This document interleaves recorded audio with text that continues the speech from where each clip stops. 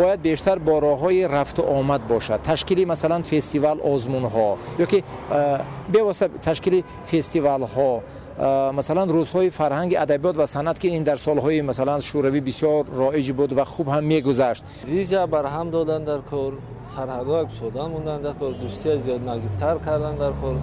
چون این دو ملت تاجیک و ازبک این ملت‌های از قدیم به هم دوست و نزدیک بودن.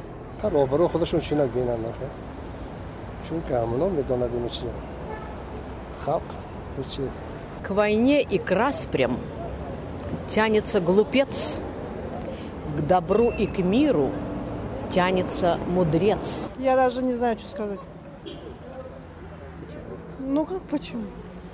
Ну не простому же народу решать такие вопросы. Это все на уровне власти нашей. Мукламат ду президент як нишасти чхегум ду ҷонибат ташкил карда шавад. Мисол дар ин санд мисол фикри якдигар шунида шавад ки мисол он аз чӣ мақсад дорад, ин аз чӣ мақсад дорад гуфта мумкин ба фикри ман як роҳи ҳал ҳамин аст. Бояд ба ҳамдигар бисёр наздикӣ рафту ой кунем. роҳи нақлиётро кушояд, роҳи ҳавоиро кушояд, чунки ягон давлат беалоқаи якдигар вуҷуд дошта наметавонад. ҳамсоя ба ҳамсоя агар алоқа надошта бошад, ин ҳамсоягарӣ намешавад, ҳамун ҳамсоя тараққӣ намеёбад. бо роҳи дӯстии халқҳо бояд ки онҳо якдигарашонро фаҳманд. президенташон бояд як равза бошад. ба фикри ман муносабаташон хеле хуб аст. тинҷӣ ободӣ шавад, рафт омад шавад. масалан авлодои ман нисбаш уҷада, нисбаш иҷада.